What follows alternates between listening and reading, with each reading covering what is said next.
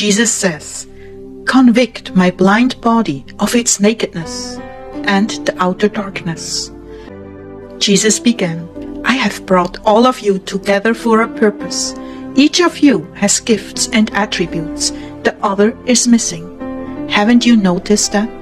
No two are alike. How I delight in your differences, and how I delight when I see you making use of yourselves, melded into one, providing for the needs of others. Even as it is written, our desire is not that others might be relieved while you are hard-pressed, but that there might be equality. At the present time your plenty will supply what they need, so that in turn their plenty will supply what you need. The goal is equality, as it is written, the one who gathered much did not have too much, and the one who gathered little did not have too little." 2 Corinthians 8:13-15. This world is a very lonely place, and part of your testimony as belonging to me is that you go about doing good where you can. By this, all men will know that you are mine. You were right when you said that I never give up on anyone, and you shouldn't either. My brides all around you, I've placed those with needs that you have the wherewithal to meet. But your society is so corrupted with private interests that you are insulated to the point where you don't notice unless you are listening very carefully to my spirit, in which case you will inquire to the needs of those around you. This is an exercise in both selflessness, obedience, and patience, taking the time from your own personal interests to ensure the needs of others is a trait of my disciples. How shallow your society is, and has deliberately been designed by the enemy to isolate. Yes, he's well practiced in manipulation to isolate the weak and lonely, that he may devour them and separate them from me, giving them no hope whatsoever.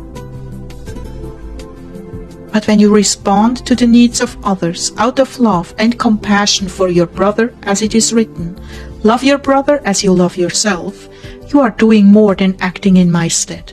When the Son of Man comes in his glory and all the angels with him, then he will sit on his glorious throne. Before him will be gathered all the nations, and he will separate people one from another, as a shepherd separates the sheep from the goats. So I'm assigning you in this very moment the task of inquiring about the state of those around you, whether it be a brother, sister, mother, father, neighbor, or classmate. I want you to go out of your way to be good to them. In this moment you have very little concept of what you look like to heaven. In heaven you will be stripped clean of all things done from the motive of self-interest. At that point, all that will be left to you is what you did out of brotherly love and selflessness. Can you take a moment and visualize what I'm saying here? Everything you've done for yourself and your own desires, beyond the realm of absolute necessity, the merits of everything will be removed from you. This is why the wedding guest was removed from the banquet. Simply stated, he lived for himself and had no covering. But Lord, isn't that works righteousness? Well, in a sense you could say that, but remember, I'm not talking about salvation or justification, which is by faith alone. No, here I'm talking about rank and position. There are many layers and dimensions to heaven.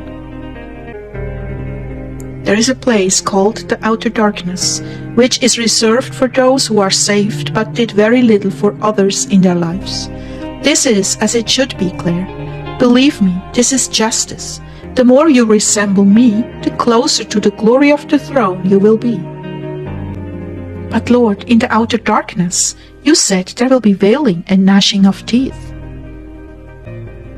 Yes, indeed, there will be. The recognition of the selfishness of your life will at first be very painful to witness.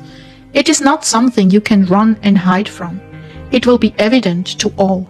And many of those who live for themselves are blind to their nakedness, so it will be a shock to them. My love, when you make good deeds a habit pattern of your life, you go around convicting my blind body of their own nakedness. The more long-suffering and generous your charity, the more convicted they become. I know you have felt this way, because I have taken the time to convict you on many occasions. This world is topsy-turvy, Clare. What is applauded by men is a disgrace in heaven, and what is looked upon as a waste of time and energy on behalf of others, in heaven is applauded. Men's consciences are just terribly deformed, and it is only through my grace that those who have been raised improperly ever come to an understanding of good and bad.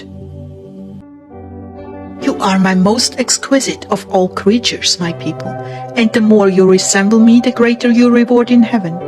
I've given you intelligence, reason, and free will. Note that the greater your vigilance over others, the greater my vigilance and reward, both now and in the age to come, over you. Press in, therefore, with these gifts, my beloved. There is a crown waiting for those who run to win until the end. I'm coming soon. Make the best of the time left to you.